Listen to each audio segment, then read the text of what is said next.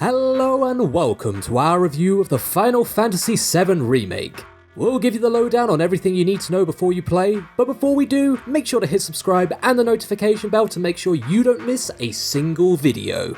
Final Fantasy VII came out 23 years ago. Now 23 years is a pretty long time. For context, when Final Fantasy VII hit shelves, we still hadn't experienced Pokemon, Harry Potter, or the best film of 97, Con Air.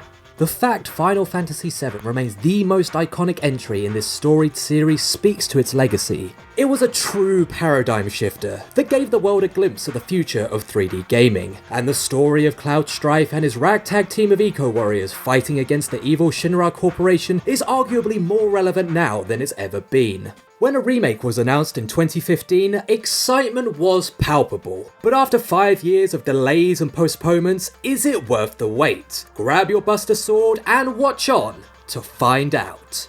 CeX. Firstly, it's great to see that, on the whole, all of the elements that needed to be updated for a modern audience have been. They've done a good job of refreshing the story to make it a little less convoluted than the original. The fact that this release only tackles the first stages of the game, set in the cyberpunk metropolis of Midgar, means it's easier to understand the stakes before the more fantastical elements of the later game come into play. They've also done fantastic work fleshing out the personalities of the supporting cast of characters. Cloud might still be a gloomy Gus, but you'll soon find yourself personally invested in the narrative like never before.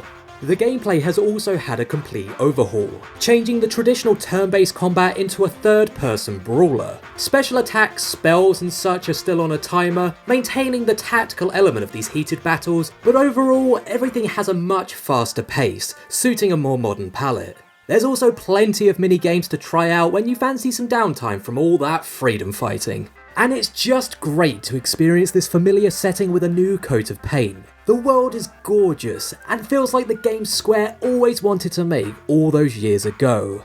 It feels lived in and expansive, from Shinra's headquarters to the serenity of Aerith's house. Alas, it's hard to shake that this is only really part of a larger game. That is in itself a problem. Many games have utilised episodic release models for a number of years. It's just that when it took half a decade to get this segment, it's difficult to get too invested in a story that might take just as long to pick up again.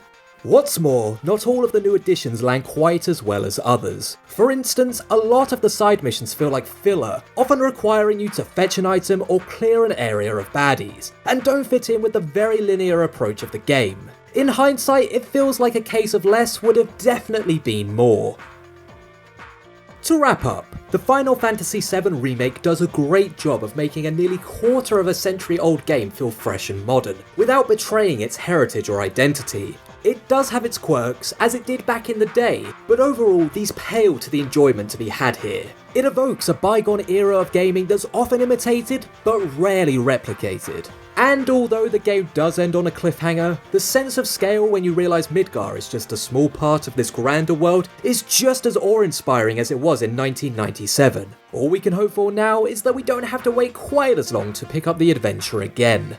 But what did you think of Final Fantasy VII? Let us know in the comments below, and don't forget to like, share and subscribe for more great videos every single week. See you next time!